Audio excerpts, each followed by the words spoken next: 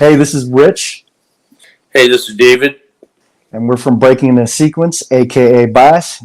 You're watching Joe on Loud TV.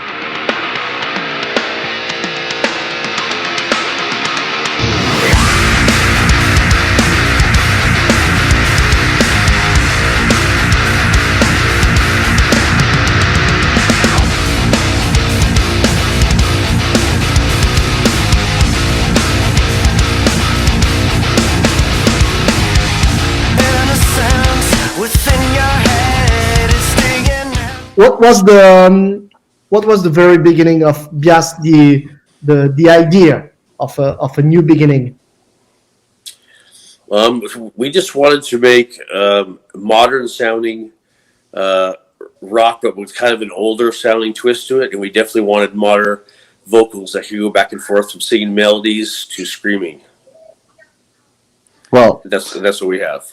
well, actually, though, when I first got into the band, with the first instrumental music that I got, it was just straight rock, and when I heard it, um, I sang straight rock over it. I don't even think I was screaming at all yet, right, David? In the very beginning, because we had hesitation and change Yeah. your mind and all that. And as we started like playing more, and this is, mind you, this is when I wasn't even in the band yet. I was just coming down to rehearse with these guys for fun. Um, Basically, what happened was we just kept writing music together, and I think the third song we wrote was Pity, and Pity was a little bit heavier, and it needed some grit and growling in it. So Yeah. um, I went ahead and started screaming over that, and we got a taste of that. And then ever since, we just started getting heavier and heavier and heavier. So now I'd say, we're more on the heavy side than we are on the melodic side, but there's still a lot of melodic singing, sprinkled throughout. And David, Yes. you were talking about a modern sound, but the music in itself, it's from our uh, youth, I would say, the 90s. What I was trying to say is we wanted it to be sounding like it was inspired from '90s sound music, but we wanted to put our new our new spin on it. Okay. But I Uh, have no doubt that you hear the music and people think it's inspired by '90s. I like that, the sound and the music in itself reminds me, of course, the very best of this what we call the new metal, but it's very diversified. We know very few things about you, Rich, about your vocal past. How long do you sing? Oh man, I've been singing for, I want to say like 25 years. I've been singing for a really long time. Um, I'm actually a guitar player before I'm a singer, but I decided, hey, I've been playing guitar and singing for so long. Let's try something different. Let's try something new. Let's just try singing. And when I actually went to just singing, it changed the way that I look at vocal melodies because I didn't have to focus on, hey, can will I be able to sing this while playing this certain rhythm? Like on guitar. So it really opened up like a whole new world of possibilities. And there's like certain mic grip techniques that I can use to get my voice to sound like a certain way. So I've been trying to explore all that and use that as much as possible. What are your previous band that you sing or you played for? I was in a band called Dim Tribe, Dimtribe. That was basically my pet project. And I really do music for fun, right? Like it's my passion. So I do it for fun. And I think we put out like 3 albums under that band name. It was just a 3-piece band. We'd write whenever we felt like it and just put out new music for whoever wants to listen to whenever we felt like it. But after I decided to just call it on that because I've had that for so long, I started going on to something out here. It's called Craigslist out here. I don't know if you have something like that. It's kind of like the classified ads of LA. Hmm. And in order just for me to get better and just to explore different options and things like that, I started finding bands that didn't have any singers, right? That were looking for singers, and they would post their music, and I would take their music and basically rearrange their music and then sing over it. And sometimes I would send it back to them, right? But not to be their singer, just so that I could practice, because different musicians write different note and chord progressions, like chord progressions that I wouldn't even think of, if I wrote the guitars for it. So it really helped me like expand and diversify my musical portfolio, if you will. So I did that for, I want to say, almost 2 years before I got the original, like Core 10 submission track that I got. And I think that really prepared me for the audition that I did with these guys, because I was able to just freely listen to the song that they sent me and then cut it into pieces and then restructure it as how I wanted to hear it. And I think that's what stuck out to these guys when I sent it back to them, because they heard it and first they said, wait a second, this isn't the arrangement that we sent him. I just completely changed it from what it was. So that kind of gave me a leg up on it, but I think they had to get used to it first. Now, once we heard it a few times, everyone looked at each other and said, this is not a bad thing. This is a great thing. It means he has vision, and he listened to it enough, and he hears the parts, and he thinks he knows where they should be. And immediately all of us kind of threw our hands up and went, yeah, this is a great thing. He's very smart. He knows where he wants to sing, and he knows what he wants to sing over. So after that, everyone, we just kind of went, well, hands up, it's all good. Let him do whatever he wants for the greatest good of the song. I've heard that you tried several singers, I think, for this new project. Yeah, we did. And it was like a very fast chemistry with Rich, right? Yeah, we had a few guys come down and play with us, but literally halfway through the first rehearsal with Rich, we said, we want this guy. This is our guy. We knew right away. Is it, the melodic sound of his voice that match with the band? It was everything. His attitude, his work ethic. He was already ready to go. He had spent the time in his house chopping up our song to make it better to fit the vocals. And just his attitude. Everyone immediately liked him and thought, "Wow, this guy is a really great guy. He's very knowledgeable about all the instruments, like the programming, the U-Tool. Sorry, able to chop up music. He has everything. He was the full package." Okay. It was a pretty easy decision, honestly. Okay. Is it like quite DIY type of production for the moment? Because I've heard that Collier Yes. produced maybe one or the two songs that He's produced everything. He's actually my best friend, so that's why that's why I brought him into this project. And he's my old drummer from my last band. So he's my best friend, old drummer. I knew that he could make us sound like really good, and he could help us, like polish off the songs. So, we're looking at this as we're a new starter band, because that's exactly what we are. We may have David, but we're still starting from the very bottom of everything. If anything, we're starting from below the bottom, just because of the reputation of the last project. But I think we needed that extra push, and that extra polish that we got from Chris. And when I brought Chris in to everyone, he vibed perfectly well with everyone, and we were very open to his ideas and changes that needed to happen on the songs, that we went back for our second EP with him. Okay, I've made some researches about Chris. I knew his name, and he Yes. worked strong. Yes, he did. One of my favorite bands ever. Yeah, And they're awesome. This is why it sounds like modern and also 90s or old school like this. Yeah, I think David really brings that 90s groove sound. You know what I'm talking about? To our music, because we'll bring in songs where we'll program the drums or whatever, and we'll have a completely different direction in our minds when we bring it in. And then David starts playing to it, and it completely changes the song. So then that completely changes the vocal lines that I'll be singing over it too. So there are 2 songs for the moment, but I've read that there are 7 songs ready. Oh, actually, so we had an issue when we first put out the music. We released our first single, "Pity," in I want to say January of 2019, and then we released at the same time another single called "Change Your Mind." And then I think last August we released "Hesitation."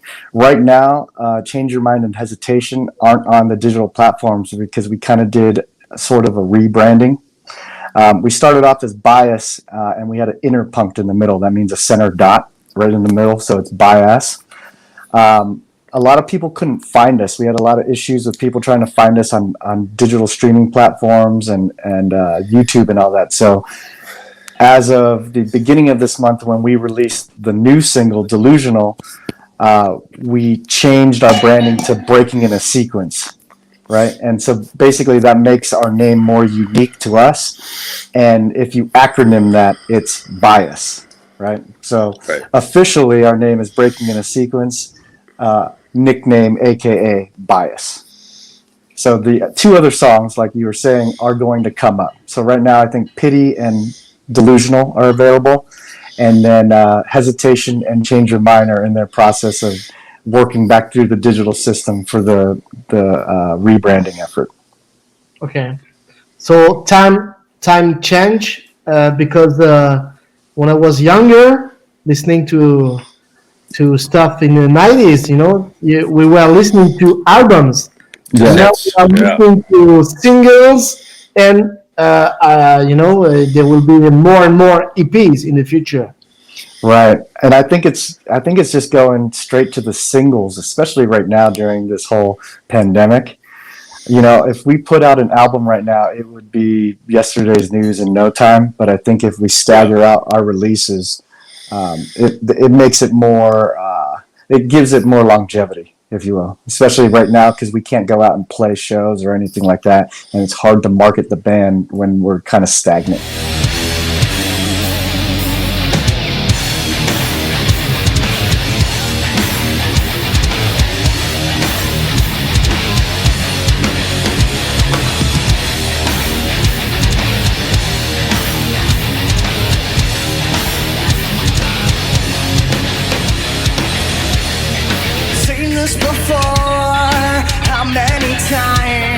Now, do you miss concerts? Oh, do I miss concerts? Oh, yeah, absolutely. Yes. Because I read that you have played some concerts together? Yeah, we played together as a band. We played a few shows before the COVID thing. Yeah, we actually played the last show at the Whiskey A Go-Go in Hollywood right before they shut it down. I mean, it was the night before they shut the world down. Yeah. And that was a bummer, but it was a great show.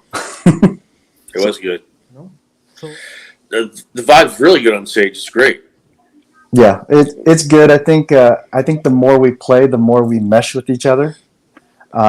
We did go on a small tour, I think last year, and when we came back from that tour, I think we were definitely tighter, and we had a better stage show than we did when we first started playing at shows back in January of 2019. So I think it's different now. We're all kind of falling into our groove on stage, if you will. Yeah. And definitely got better, a lot better. Yeah. And the fact that David, you played in KORN, of course, a long time ago, but did it help, or will it help for this band in the near future for tour, or you start from the very beginning? I can't really say. I mean, as soon as this COVID thing opens up, everyone's going to be fighting for shows. So I don't really know if it'll help or not. I mean, we're just trying to get a manager or booking agent to be ready to start making calls the day that they lift this COVID shit, so we can start booking shows.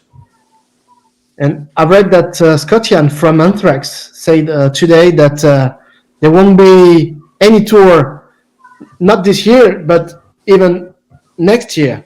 Do you believe that? 2021, I don't think so. I think it's going to come before then. Or if it's 2021, it's going to be very early in 2021 before they start touring. I think it's going to get a vaccine before then. I hope. I certainly do. We hope. That's all we can hope for. Absolutely. Do the other guys have help you for maybe David on the lyrics? No, Rich, he writes all of his own stuff. Yeah, I mean, sometimes the He's guys the will go, lyricist. sometimes the guys will say, "Hey, let's try this harmony instead," you know, because I'll literally will record songs, or they will record songs in the rehearsal studio and then just send them to me. And it could just be pieces, and then I'll reconstruct the song and I'll send them back a completed song, like with lyrics, vocals, harmonies, everything. And then from there, we'll try to play that live. And then whatever doesn't work live, we make adjustments. Does it take a long time to write your lyrics, or is it fast, or both? Sometimes it's really fast. I mean, sometimes I can turn a song around in like 4 days. Sometimes we've had a few songs that took us or it took me a couple weeks to do. Like, if you go on our YouTube, you can see a song that we put together at the very beginning of this quarantine, where the guys got together and they started working on new material right before they shut everything down, and they recorded like a 22-minute jam session. And I took that jam session and I created a song out of it. That one took about a week to do. So that song's called Unsavory. And there's a demo version of it on YouTube if you want to check that out. I can send you the links to it. Okay. Does this band, it's easy to write new stuff with this band? Do you feel it's natural and pretty easy? Yeah, you know what? Sometimes we start off on a riff and the basis of the song writes itself. And other times we start on a riff and it sounds like we're trying to force it. And then we work on it for maybe 2 or 3 days. And then if we realize the song's being forced, it's not really happening, we'll just give it up and go on to the next song. You never know. Some songs literally write themselves. It's so good. Okay. Yeah. And just remember that this is all fun for us. You know, like creating music is fun for us. And I'm glad that David's actually creating music again. And I'm even more glad that I get to be doing it with him. You know what I mean? Like 99.9 or 99.8% of the people out there don't get the opportunity that I get to sit in a room and write music and be in a band with one of my, heroes of yesteryear, Thanks, man. What was your first feeling when you rehearsed for the first time with David in the same room? Is it kind of supernatural? Yeah, it was surreal. I was nervous, because I'm walking into this room with just all strangers, right? I had to drive 80 miles to go rehearse, and they're all strangers in this room. And it was weird. And then they put my mic stand right in front of David, facing David. So we start to try to play the song, and I grab the mic and I'm staring, and there's David. I'm like, wow, whoever thought I'd be standing right here doing this? But I mean, literally, as we got through the first chorus of that first song, it felt great. And we just started vibing immediately. It was really cool how that happened. Yeah, it only took 1 day. Did you ask him an autograph? No, I don't bother him about that kind of stuff. I figure I just take it in my mental snapshots of everything, But it's just cool. I can't even explain it. It's cool. It's a really cool feeling. Cheers, David. Gotta get a drink of water. Yeah. It's better than all. So what are the plans? Plans are to continue to write music as long as we can, and also keep fresh by rehearsing our set, and working on having the minute that this COVID thing opens up and we can play shows, either hoping to get on as an opening slot for a bigger tour, or at least be able to do some shows of our own. I've been talking to a manager, and he agrees with it, so hopefully he's going to be the one to help us get on shows immediately. I mean, as soon as this COVID thing stops, the tour market is going to be saturated big time. Yeah, and could you tour in Europe? Yeah, I guess we could tour anywhere, basically, as long as we're opening for a bigger band. Yeah, I think that's key. Getting on tour and then, opening for a bigger band. I think that would be really good to try to expose everyone to us. What are the bands that you could tour with? I don't know. What do you think, Richard? I think we could tour with like Papa Roach. I think we could tour with Bad Wolves. Five Finger Death Punch, maybe. Yeah, that would be great. So, what's the new single? Will you release it? Yeah, a new one's coming out. We're trying to figure out which one we want to release. It was slated for possibly the end of October, so be on the lookout for that. Okay. Yeah. Thank you guys for your precious time. Thank you very much for having us. Yeah, thanks for having us. You have a great evening over there. Yeah.